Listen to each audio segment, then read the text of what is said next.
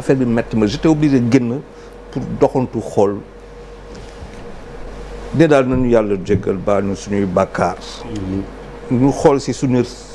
pap bu baax bi di Muntaxa ñëw Dakar pour que ñu dal tuuti door introspection xalaat suñu bopp dal tuuti xalaat bu baax a baax mu jàppali ñu si démb maa ngi doon xalaat ba waa Tiwaawan di xalaat sama pap bu baax bi Maodo doomu Abdou Aziz Sy Dabakh suñu maam bu baax boobu xalaat ñoom seen bopp ñoom comment ça a dû être chez eux lu ñu ko war a dund les familles éplorées Sénégal démb le Sénégal souffre depuis bërki démb c'était très difficile ak démb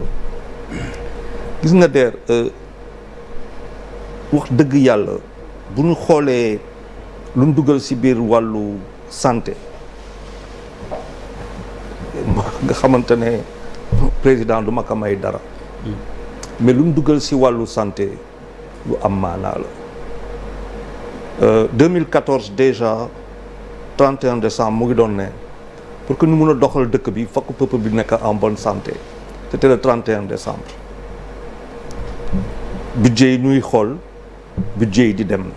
700 milliards ren defe naa 500 milliards la entre kii de crédit de paiement ak loo xamante ni si ay engagement la nekk c'est 500 milliards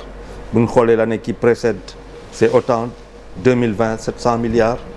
def nañ fi sax plan stratégique de santé digitale 2023 2018 2023 wax nañ fi hôpital boo xamante ne principal de niveau 4 de 500 milliards hôpital Dantec ñu ngi koy wax coow bi bëri na lool foofu mais j'espère que lu ñuy dund dina permettre ñu bàyyi coow googu dem ci tabaxu hôpital googu lu ñu ko xalaatee lu ñu ko defaree ñu def ko parce que dëkk bi daf ko soxla lu ma jaaxal ci biir mooy que pendant qu'il y a des efforts considérables ñu ngi defar ci wàllu santé ci wàllu cancer 70 milliards ci wàllu nga dem Touba ñu tabax fa benn radiothérapie teg fa xaalis bu bëri te fàtte teg fa benn physicien médical parce que bu amul physicien médical googa day jafe ñu def fa benn radiothérapie boo xamante ne fàtte na que 25% des cas de cancer yu fay dem cancer ORL la radiothérapie boobu du ko jël en charge nga ñëw jam ñaajo ñu tabax fa benn centre bu am oncologie nationale bu am doole 55 milliards fàtte fa loo xamante ne lu am solo moo fa war a nekk ñu koy wax scanner bu spécial la PET scanner bu spécial moo lay may nga gën a mën a évaluer cancer gi nga dem Kédougou maa ngi fa woon lu tabax fa benn kii de lu mu tudd rajo bu am maanaa mais radiologue newu fa on a fait tellement de bons projets génnee xaalis su dul jeex ba man ma kontaan moom si parce que dama doon ne mënuñu am université bu mel na UCAD Cheikh Anta Diop de Dakar former ay médecins aussi bien en Europe qu'en Afrique nga dem Tunisie Maroc dëkk yëpp pratiquement ay centaines et des centaines de médecins te amuñu plateau médical bu ma analyser loo xamante ne wax dëgg yàlla président bi def na ko fii si wàllu investissement dans le cadre de la santé damay ne nous avons tout mais pourquoi ñu am loo xamante ne c'est les moyens ba pare si gannaaw mu am ay dysfonctionnement ba ñuy am ay pertes en vies humaines man loolu mooy suma c'est-à-dire loolu démb maa ngi doon jéem a xalaat mënu ma ko trouver c'est-à-dire on met l'argent daaw avril mu am defe naa 4 ou 6 enfants yoo xamante ne ils sont partis si lakk dans une néonatologie ku wax loolu da ngay xam que service googu mooy xale yu gën a sonn lañ fay jël mooy Cheikh wax na ko sànq mooy les prématurés yi nga xam ne bu ñu ñëwee maanaam nit ñi xale yi 9 mois la ñuy ñoom xëy na 6 mois 7 mois lu ñëw ñu war leen teg si ay foo xamante ne conditionnement pour que ñoom ñu nekk comme ñu bañ a stressé parce que xale bi dafa am fu mu jógee te fu mu jógee daal lëndëm loolu tax soleil bi dañuy gérer naaj ga dañuy gérer pour que ba pare teg benn environnement pour que xale bi retrouver bu dee prématuré la mu retrouver dans le ventre de sa mère pour qu'il ne stresse pas donc loolu tax mu doon ne faw toujours mu am ay nit c'est quelque chose de très très spécial parce que xale yooyu ils sont pas comme les autres mbaa dañu teel a ñëw mbaa ñu am ay feebar contracté ay maladies donc traitement spécial la daanaka sax déggoon naa que médecin balaa nga yor foofu service yooyu di nga def ñaari semestre muy maanaam at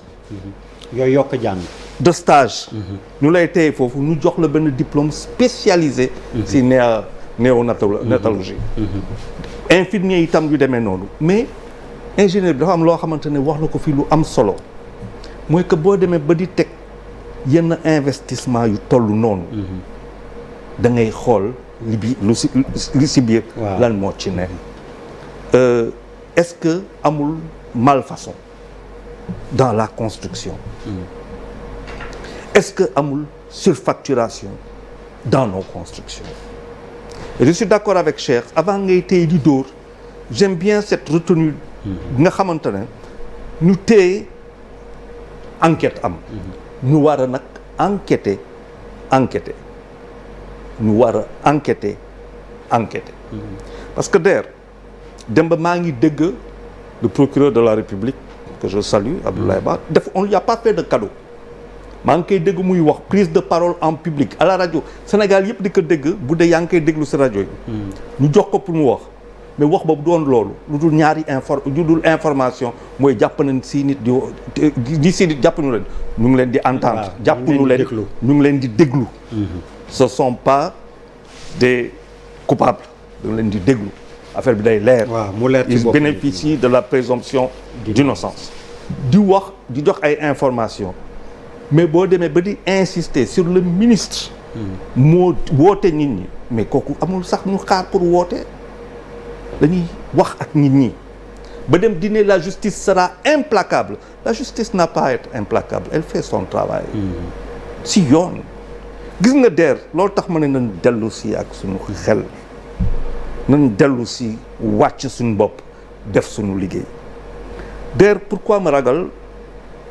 boo déglu ingénieur bi bu baax a baax a baax der la taw day commencer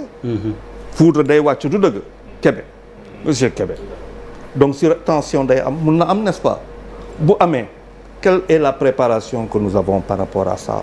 dugal xaalis am pagaille maintenant si biir dysfonctionnement ba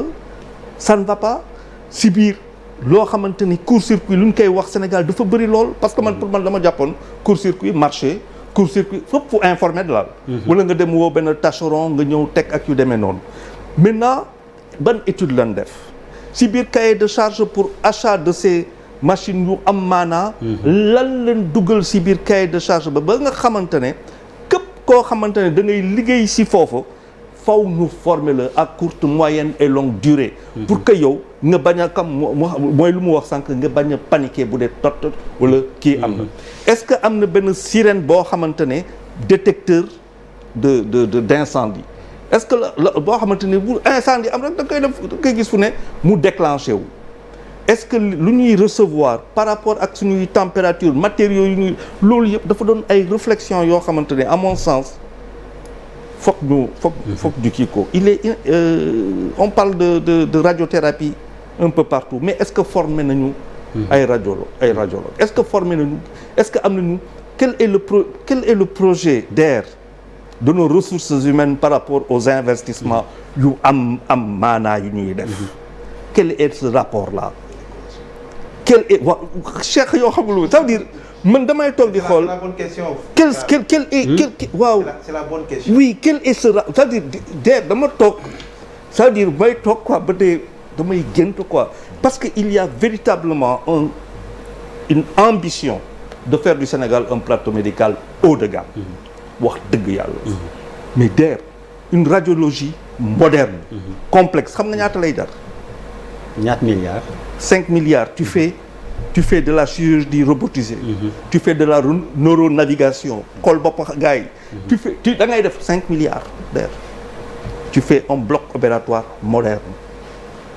maanaam mun nga si def 5 dans ce Sénégal nga créer plateau médical bu kenn xamul nga am benn P-scanner mooy maanaam le dernier scanner boo xamul moo gën a compétitif gën a kii kenn amu ko fi dans la sous-région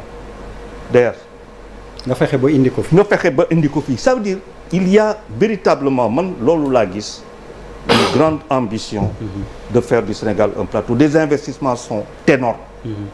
wante ñun. après ñun la. oui bu ñuy commencer liggéey ga est-ce que tout est bien. bu ñuy gérer est-ce qu'on est formé. buy am catastrophe je le dis tout le temps da ngay gis benn affaire am fii accident. nga gis attroupement. bu amee bombe foofu dafa dee. suñu formation je pense que c'est le moment pour nous plus jamais ça mais il y a eu le Joola. bu fekkente ne la plus grande catastrophe maritime au monde ne nous a pas aidé. mais 11 bébés il faut que ñu xool en un an. quand 17 bébés meurent. oui. en un an ñu xool dans le monde. oui quand même. où est-ce qu'on a eu une telle catastrophe. loolu tax ma ne nag yàlla jéggal baal ñu suñuy bàkkaar parce que foog ñu dalaat. Charles da nga wax na lu am solo.